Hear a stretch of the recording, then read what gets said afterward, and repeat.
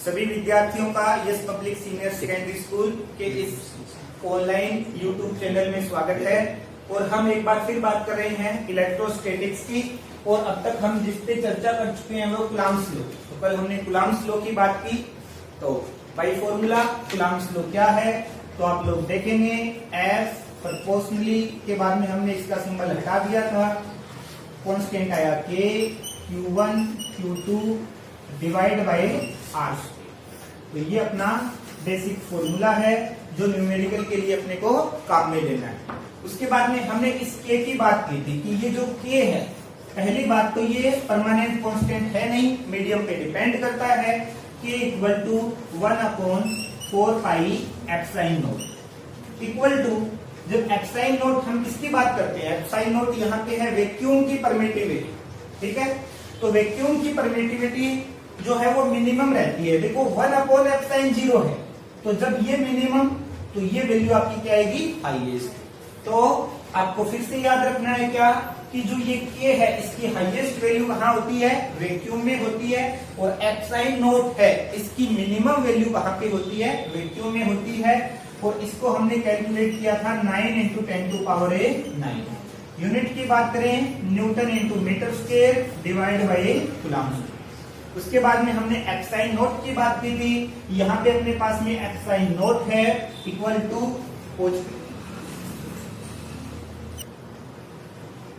तो epsilon not की value हमने कल फाइंड आउट की थी 8.86। कई बार इसको 8.85 भी आपको बुक्स में मिलेगा, तो उससे कोई फर्क नहीं पड़ता, ठीक है ना। 8.86 ले लो, 8.85 ले लो, 8.84 ले लो। तो 8.86 × 10⁻⁻12 इसकी यूनिट की जो बात हम करेंगे तो यूनिट क्या रहेगी, coulomb square divide by newton into metre square. यहां तक की हमने बात कर ली। अब कई बार क्वेश्चन पूछ लेते हैं किस क्या, डायमेंशंस का। एप्सिलॉन नॉट की क्या लिखिए, डायमेंशंस लिखिए। तो इसकी डायमेंशंस हम लिखेंगे, डायमेंशंस ऑफ एप्सिलॉन नॉट कि एप्सिलॉन नॉट की डायमेंशंस क्या होगी। तो डायमेंशंस ज्ञात करने के लिए आप कहां से ज्ञात करें, आप फॉर्मूले से भी ज्ञात कर सकते हैं और आप यूनिट से भी ज्ञात कर सकते हैं। तो यूनिट से डायमेंशंस ज्ञात करना हम अभी देख रहे हैं। ये क्या है, C का मतलब है कूलम्ब और कूलम्ब का मतलब क्या है, आवेश। तो आपको डायमेंशंस किसकी लिखनी है, आवेश की लिखनी है, यानी चार्ज की लिखनी है। और चार्ज की डायमेंशंस क्या होती है, A × T, ठीक है। और इसका क्या है, होल स्क्वायर। तो हम यहाँ पे बड़ा ब्रैकेट यूज करेंगे और होल स्क्वायर लगा देंगे। अब एक छोटी सी टर्म कि कूलम्ब जो है ये आपका, यानी कूलम्ब यूनिट किसकी है, चार्ज की। तो चार्ज की डायमेंशंस कैसे निकलती है, बाय द वे आप भूल जाओ तो आपको एक छोटा सा फॉर्मूला याद रखना है, I = Q/T। यानी करंट जो होता है वो क्या होता है, चार्ज अपॉन टाइम होता है। ये तीसरे चैप्टर की बात है, लेकिन फिर भी हम थोड़ा सा बात कर लेते हैं। I = Q/T आपने 9th या 10th में भी पढ़ा होगा। तो यहां से यदि मैं Q निकालना चाहूं तो वो क्या हो जाएगा, I × T। यहाँ I क्या आपका करंट है, इसे कई बार कैपिटल लिख लेते हैं, स्मॉल लिख लेते हैं, करंट, ठीक है। तो I, अब करंट की डायमेंशंस क्या होगी, आपने 11th क्लास में पढ़ी थी। जो राशियां होती है सबसे पहले मास की डायमेंशंस कैपिटल M, लेंथ की कैपिटल L, टाइम की कैपिटल D, करंट की कैपिटल A।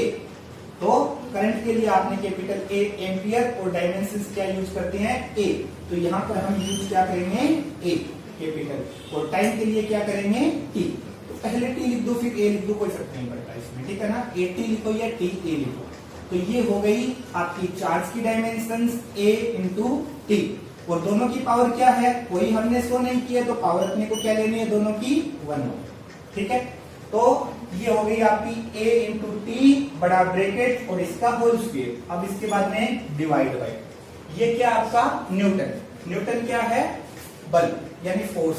और फोर्स की डायमेंशंस क्या होती है आपके पास में, M1 L1 T⁻⁻²। ये डायरेक्ट याद रखते हैं या इसे भी कैलकुलेट कर सकते हैं, निकाल सकते हैं। तो M1 L1 T⁻², बहुत जगह यूज आता है। फोर्स की यूनिट क्या होती है, न्यूटन, और इसकी डायमेंशंस क्या होती है, M1 L1 T⁻⁻²। ये डायरेक्ट याद रखिए, बहुत जगह आएगी, ठीक है। तो और फिर भी याद नहीं है तो इसे हम किस प्रकार से ज्ञात करते हैं, तो फोर्स का फॉर्मूला हम बात करेंगे हल्की सी। फोर्स का formula F equal to m into a. ये क्या आपका मास, मास के डायमेंशंस m की पावर 1। ये क्या आपका एक्सीलेशन, एक्सीलेशन की यूनिट क्या होती है, एक्सीलेशन का फॉर्मूला क्या होता है या इसकी यूनिट क्या होती है, हम कहते हैं मीटर अपॉन ए सेकेंड स्क्वायर। ठीक है, तो यहां से यदि एक अलग यूनिट हम बनाएंगे, ये देखो F equal to m into a. तो m के लिए क्या यूज करें, किलोग्राम, और इंटू ए के लिए मीटर अपॉन ए सेकेंड स्क्वायर। ये किसकी यूनिट है, किलोग्राम इंटू मीटर अपॉन ए सेकेंड स्क्वायर। ये भी फोर्स की है, आप कहोगे फोर्स के लिए तो क्या है, न्यूटन है। तो देखो सबसे पहले ये यूनिट बनी किलोग्राम इंटू मीटर अपॉन ए सेकेंड स्क्वायर, काफी समय तक ये चली। फिर इसके बाद में ये यूनिट बड़ी थी, फोर्स हर जगह यूज किया जाता था, तो फिर फोर्स को किसने डिस्कवर किया, gravitational law of force, Newton ने। तो उनके नाम पे इस यूनिट को सिंपल करके क्या बनाया गया, न्यूटन बनाया गया। तो कभी डायमेंशंस की जरूरत पड़ती है तो कई बार हम ये भी यूज करते हैं, तो आपको हल्का सा याद रखना है कि इस प्रकार का भी यूनिट किसकी होती है, फोर्स की होती है। तो यहां से देखो किलोग्राम, किलोग्राम की डायमेंशंस क्या हो गई आपकी, m की पावर 1। मीटर यानी लेंथ, लेंथ की क्या हो गई, l की पावर 1। और डिवाइड बाय t, और t की पावर क्या लिखेंगे 2। और ये ऊपर जाएगा तो किसका हो जाएगा, माइनस का, तो t की पावर -2। तो आप इस डायमेंशंस को डायरेक्ट भी याद रख सकते हैं, या कभी यदि कहीं पे याद न आए तो इस प्रकार से F equal to m upon a फॉर्मूले से या इस यूनिट से आप इसे क्या कर सकते हैं, निकाल सकते हैं। चलिए तो हम लिखते हैं किसकी, न्यूटन की डायमेंशंस हमने लिखी है m की पावर 1, l की पावर 1 और t की पावर -2, और इंटू में क्या है आपके पास में मीटर, मीटर क्या है आपकी डिस्टेंस, डिस्टेंस के लिए क्या यूज करते हैं l, और इसकी पावर कितनी है 2, तो यहाँ पर भी पावर कितनी यूज करेंगे 2। तो ये आपकी क्या हुई, अभी देखें टोटल, सबसे पहले m से शुरू करते हैं, ऊपर m है नहीं नीचे है, और m की पावर कितनी है 1, ये ऊपर जाके कितना हो जाएगा, m की पावर -1। उसके बाद में l देखें, ये 2 और 1 कितना हो गया 3, ऊपर जाके माइनस का l की पावर कितनी हो गई आपके पास में -3। अब देखो t की पावर कितनी है -2, ये ऊपर जाएगा 2 और 2 टोटल कितना हो जाएगा 4, तो t की पावर क्या हो गई 4। ठीक है, और a की पावर कितनी है आपकी 2। आप बोलोगे यहाँ t की पावर 2 के, क्योंकि ये 1 है और ये मल्टीप्लाई होगा तो t की पावर 2 हो जाएगी, a की पावर भी क्या हो जाएगी 2 हो जाएगी। थोड़ा शॉर्ट में बता रहा हूँ, a की पावर अपने पास में क्या हो गई 2। तो ये डायमेंशंस किसकी हो गई, एक्साइन नोट की डायमेंशंस। कभी कभार इसे पूछ लेते हैं, तो इस डायमेंशंस पे आपको ध्यान देना है, बाकी इतना डायमेंशन से नहीं आता। जहां जहां डायमेंशन से क्वेश्चन आए हैं वहां पे मैं बता दूंगा आपको, यहाँ से आए हुए हैं या इनसे आ सकते हैं, उन्हीं डायमेंशंस की हमें बात करें। तो ये हो गई एक्साइन नोट की डायमेंशंस। हाँ सर, ओके, हाँ अब इसके बाद में कूलॉम्स लॉ में आगे बढ़ते हैं। इंपॉर्टेंट चीजें हमने देख ली है, एक दो न्यूमेरिकल देखेंगे, वो नोट के अंदर हम ऐड कर देंगे अलग से, तो थोड़ा सा आपको समझना भी है वो चीजें। तो नोट के फर्स्ट पॉइंट में हम बात करते हैं कि के की हमने फ्री स्पेस में बात कर ली, ठीक है ना। तो अब इसके बाद में बात करेंगे क्या, वैल्यू ऑफ के इन मीडियम, कि मीडियम के अंदर जो के है उसकी वैल्यू क्या होगी। तो देखो हमने अभी वैक्यूम के लिए बात की, थोड़ी सी देर में वापस बात करेंगे। वैक्यूम के लिए के इक्वल टू क्या था 1/4 पाई एक्साइन नोट, ठीक है। अभी हम मीडियम की बात कर रहे हैं, तो मीडियम के लिए के क्या होगा 1/4 पाई एक्साइन, केवल एक्साइन, एक्साइन नोट यूज नहीं करके क्या यूज करेंगे, एक्साइन यूज करेंगे। तो मीडियम के लिए के इक्वल टू 1/4 पाई एक्साइन। इस एक्साइन को बोलते हैं एब्सोल्यूट परमिटिविटी, ठीक है। इसके आगे और डिटेल से बात कर लेंगे। एब्सोल्यूट परमिटिविटी और एक्साइन की वैल्यू क्या होती है, केवल एक्साइन की वैल्यू होती है एक्साइन 0 इंटू एक्साइन आर। यहाँ पे एक्साइन आर को क्या बोलते हैं, एक्साइन आर को बोलते हैं रिलेटिव परमिटिविटी, और एक्साइन को बोलते हैं एब्सोल्यूट परमिटिविटी, और एक्साइन 0 को बोलते हैं वैक्यूम परमिटिविटी। यानी परमिटिविटी भी हमारे पास में कितने प्रकार की है, 3 प्रकार की, ठीक है। तो एक्साइन बराबर एक्साइन 0 इंटू क्या होगा एक्साइन आर। ये यदि हम यहाँ पे डालेंगे तो आप देखेंगे 9 के इज बिकम के क्या बनेगा 1/4 पाई एक्साइन 0 एक्साइन आर। यानी अब तक क्या था 1/4 पाई एक्साइन 0। जैसे ही मीडियम आई आपको डायरेक्ट क्या करना है उसके साथ में एक्साइन आर का और मल्टीप्लाई कर देना। यानी जब कुछ भी नहीं है एक्साइन 0 तो है ही और मीडियम और आ गया तो जो आपकी वैल्यू क्या होगी एक्साइन 0 इंटू एक्साइन आर और उसको क्या बोलेंगे एक्साइन यानी एब्सोल्यूट परमिटिविटी। अब आगे देखिए नोट के पॉइंट हैं, आपको इतनी डिटेल्स याद नहीं रखनी है, आपको फाइनल फॉर्मूला याद रखना है जो मैं अभी बना देता हूं। तो इसके बाद में फोर्स जो है आपका, अब फोर्स किसमें है मीडियम में है तो हम लिखेंगे एफ एम यानी फोर्स इन ए मीडियम। तो वो क्या हो जाएगा वो होगा आपका 1/4 pi epsilon 0 epsilon R into Q1 Q2 upon R. तो ये फॉर्मूला हो गया किसमें मीडियम में, आपको ये फॉर्मूला याद रखना है, ठीक है ना। तो अब इसके बाद में एम किसको डिनोट कर रहा है मीडियम को। ठीक, पहले हम देखो इससे पहले एक चीज और बता देता हूं, आप इधर देखें क्या कि हम जानते हैं कि अभी हमने एक फॉर्मूला बनाया था पहले, वो क्या था कि Q1 Q2 अपॉन आर। तो इस फॉर्मूले में के क्या था, के था आपका 1/4 pi epsilon 0 Q1 Q2 divide by क्या हुआ आर। ये आपका फॉर्मूला था।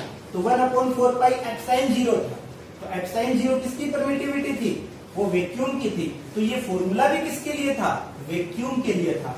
तो जहां पे ऐसा आ जाए कि अपने को एक वैक्यूम मीडियम है और एक क्या है कोई पर्टिकुलर मीडियम है, उस कंडीशन में इस एफ को क्या लिख दे, जहां मीडियम है वहां पे एफ एम लिखेंगे और जहां पे मीडियम नहीं है वहां पे क्या लिखेंगे एफ ए नोट लिखेंगे। तो यहाँ पे हमने लिख दिया एफ नोट, ठीक है।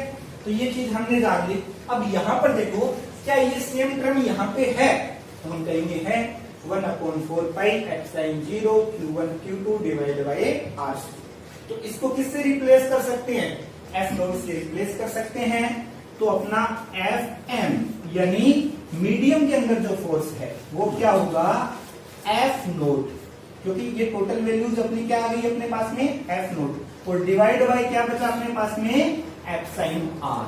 बस आपको बेसिक ये फॉर्मूला याद रखना। अब इसके न्यूमेरिकल किस प्रकार से आते हैं वो देखें।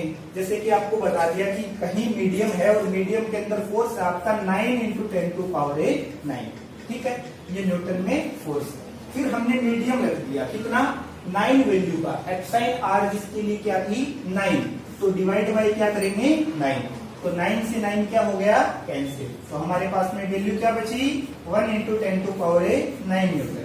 यानी जो अपना फोर्स था वो कितना घट गया 1/9 टाइम्स, ये क्या हो गया अपना डिक्रीज हो गया।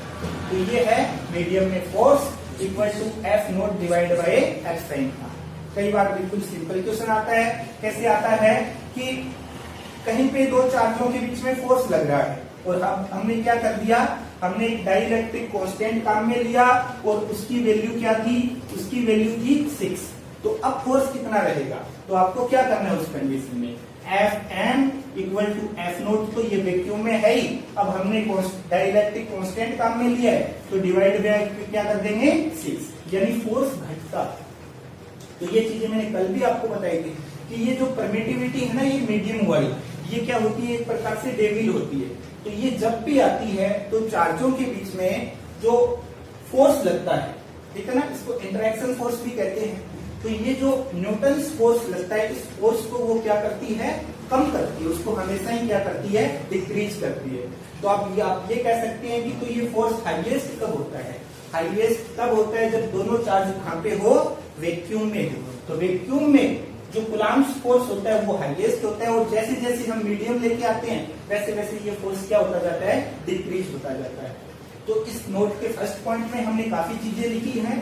तो याद रखने वाली अपने पास चीज क्या है, केवल ये दो फॉर्मूले हैं, ठीक है ना, ये फॉर्मूला और एक ये फॉर्मूला कि जब भी मीडियम आता है तो मीडियम में फोर्स क्या होता है मीडियम में फोर्स है, वैक्यूम में फोर्स को divide by epsilon R होता है।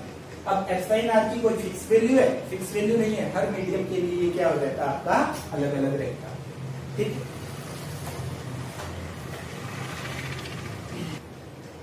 अब इसके बाद में सेकंड पॉइंट में हम बात करेंगे vector form of Coulomb's law. तो कुलाम्स लॉ की वेक्टर फॉर्म क्या होती है? तो सबसे पहले हम मानते हैं कि अपने पास में पहला चार्ज Q1 है और दूसरा चार्ज क्या है Q2। दोनों के बीच में जो सेपरेशन है या डिस्टेंस है वो अपने पास में क्या है R वेक्टर। तो फोर्स क्या लग रहा है इनके बीच में? फोर्स मान लो हमने बोल दिया F वेक्टर। तो सबसे पहले मैग्नीट्यूड फॉर्म का फॉर्मूला आपको याद होगा, तो वो लिख ले। वो क्या है आपके पास में? K Q1 Q2 upon R। ये मैग्नीट्यूड का फॉर्मूला है। ठीक है, तो इसमें अपने पास में क्या है? ये R वेक्टर है। तो यहाँ पे यदि जब हम R वेक्टर डालेंगे तो R वेक्टर, ठीक है, तो मुझे उसका मैग्नीट्यूड लेना पड़ेगा, तो इक्वल टू R स्क्वायर। वो तो वापस से वही फॉर्मूला हो गया। तो इसको जब वेक्टर फॉर्म में डालूंगा तो मैं क्या लिखूंगा? F vector. अब ये वाली साइड है, इसको अपने को क्या बनाना है? वेक्टर फॉर्म में डालना है। तो वेक्टर फॉर्म में यहाँ पे हमने बात की R वेक्टर है वो मैग्नीट्यूड में आ गया, और Q1 और Q2 दोनों ही क्या अपने पास में स्केलर क्वांटिटी है। तो इस कंडीशन में इसको वेक्टर बनाने के लिए अपने को किससे मल्टीप्लाई करना पड़ता है? यूनिट वेक्टर से मल्टीप्लाई करना पड़ता है। तो यूनिट वेक्टर अपने पास में क्या है? R cap. ठीक है, तो यहाँ पे R कैप से हम इसे क्या करेंगे? मल्टीप्लाई करेंगे। तो ये इसका क्या आ गया? वेक्टर फॉर्म आ गई। आगे वेक्टर फॉर्म पे और भी काम करेंगे, फिलहाल वेक्टर फॉर्म में इतना ही रखेंगे। तो F vector equal to K Q1 Q2 divide by direct R square लिख सकते हो आप, या लिख सकते हो R वेक्टर इसका मॉडुलस लेके होल स्क्वायर और इनटू क्या आ जाएगा? R। और यहाँ पे R कैप की वैल्यू देखना चाहिए कि R कैप की वैल्यू क्या होगी? तो R कैप की वैल्यू होगी आपकी R vector divide by modulus of R।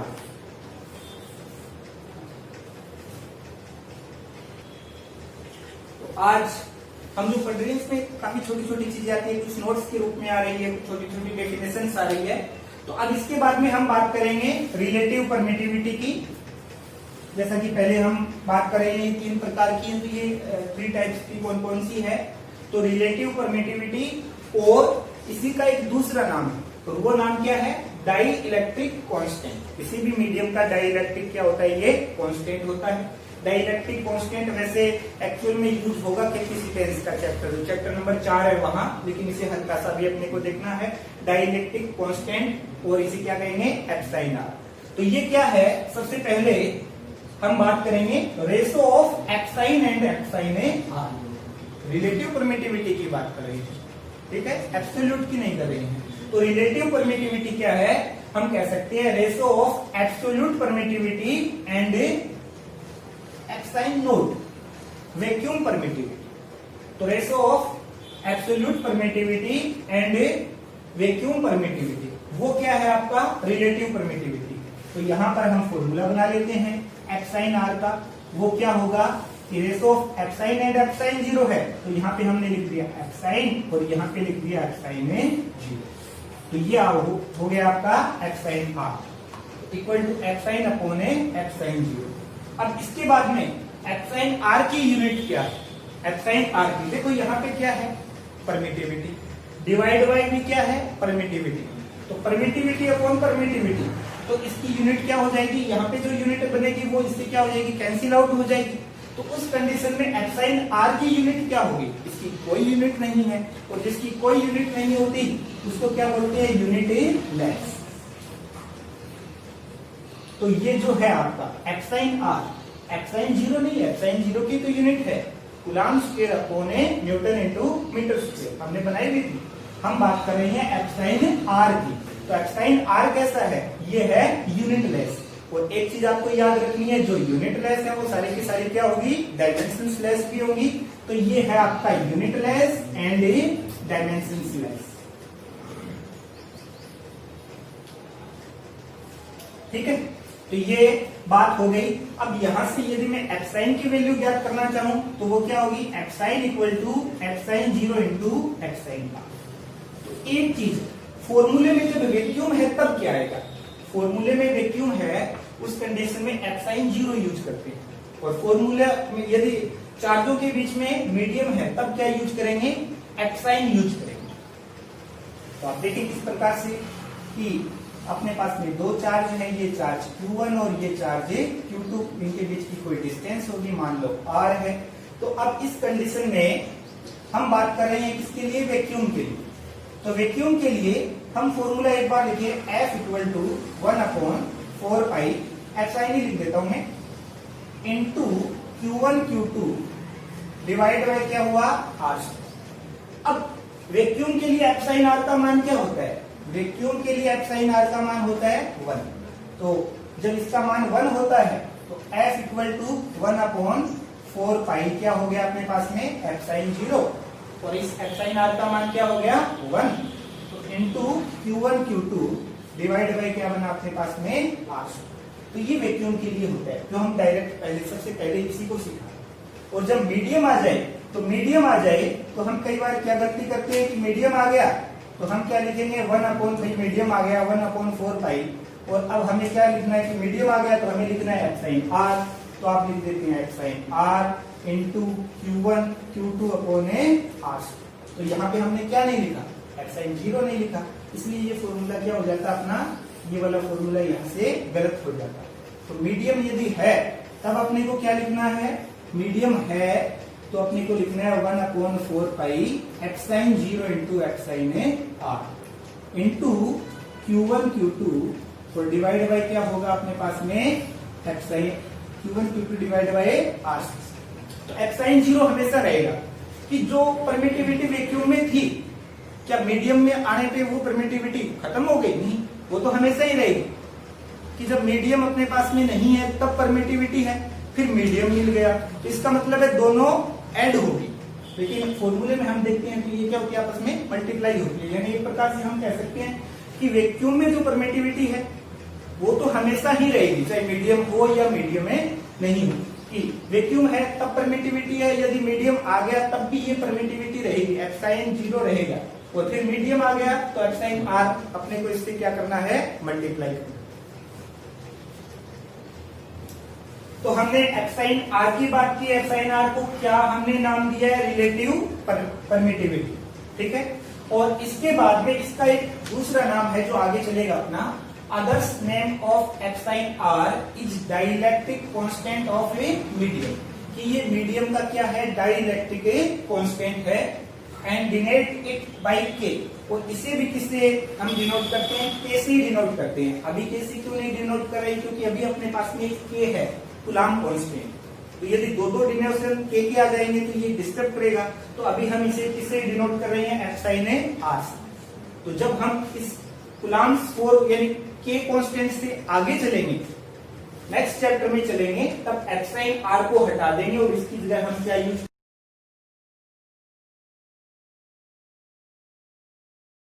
Electric constant K होता है, इसे एप्साइन R से आप शो कर सकते हो या किससे शो कर सकते हो, K से शो कर सकते हो। यहाँ यदि मैं इसे K से शो करूं तो वही फॉर्मूला आपके पास में क्या हो जाएगा, epsilon equal to epsilon 0 into K। इस प्रकार से ये फॉर्मूला होगा जो कि आगे के चैप्टरों में चलेगा। चलो एक बार यहाँ इनके नाम लिख देते हैं एक बार सभी के। ये वाला जो एप्साइन 0 है, इस एप्साइन 0 को हम क्या कहते हैं, वैक्यूम परमिटिविटी।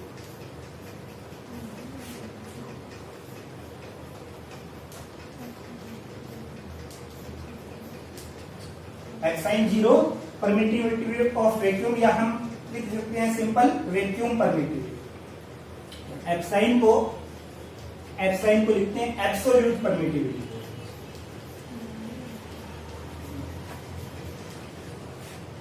एब्सोल्यूट परमिटिविटी हो गई। और तीसरा एप्साइन R, ये क्या आपकी रिलेटिव परमिटिविटी, ठीक है। तो ये एप्साइन एब्सोल्यूट परमिटिविटी, एप्साइन 0 वैक्यूम परमिटिविटी, और एप्साइन R है ये क्या आपकी रिलेटिव परमिटिविटी। अब एप्साइन R का मान अलग अलग होता है, जैसे जैसे मीडियम होते हैं उस प्रकार। जैसे एयर की बात आ जाए तो एयर के लिए एप्साइन R जो है उसकी वैल्यू क्या होती है, 1 होती है। फिर माइका आ गया, माइका के लिए 6 होती है मोस्टली, बाकी 4 से 6 चलती है। वाटर के लिए नियर बाई ये 80 होती है। आपको याद रखना है क्या, रिलेटिव परमिटिविटी और डाइलेक्ट्रिक कांस्टेंट किसके लिए, मेटल के लिए। जितने भी मेटल हैं अपने पास में, आयरन ले लो, सिल्वर, कॉपर, जितने भी हैं मेटल्स के लिए इसकी वैल्यू क्या होती है, तो मेटल्स के लिए एप्साइन आर होता है, वो हमेशा क्या होता है, इंफिनिटी होता है। बहुत बार इसे क्वेश्चन आता है क्या कि dielectric constant of A metals, यानी मेटल का जो डाइलेक्ट्रिक कांस्टेंट है वो आप बताइए।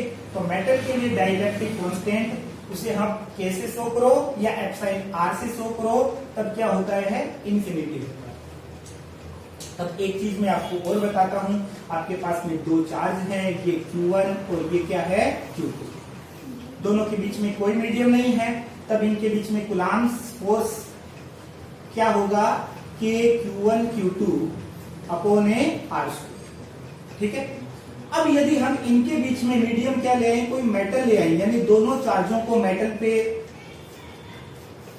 स्टेबल कर दें। ये कोई मेटल की सीट है, यहाँ पे चार्ज Q1 और यहाँ पे चार्ज किसको लेके जाएं, Q2 को लेके जाएं, तो इनके बीच में मीडियम क्या है, मेटल है।